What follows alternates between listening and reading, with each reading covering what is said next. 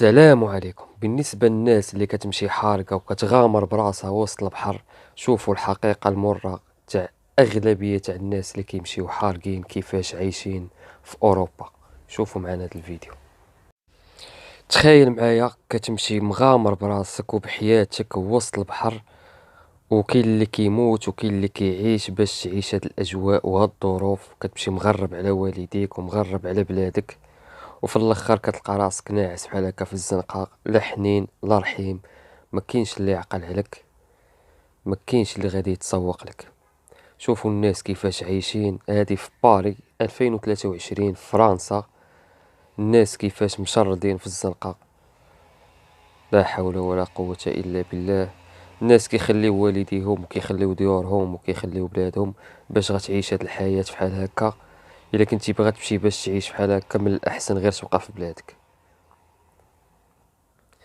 راه في الصراحة هاد المنظر هذا كيضر.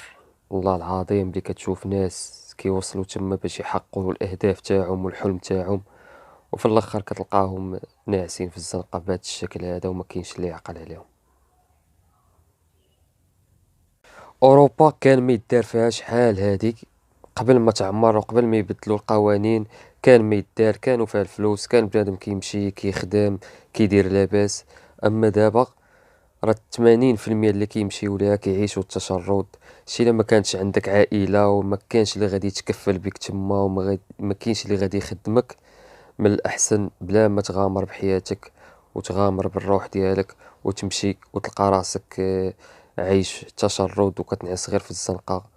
كيف ما كتشوف راه 80% حتى ل 90% غير عرب، الناس الحراقه اللي كيمشيو تما وما كيلقاو والو، كينعسوا في الزنقه فحال هكا.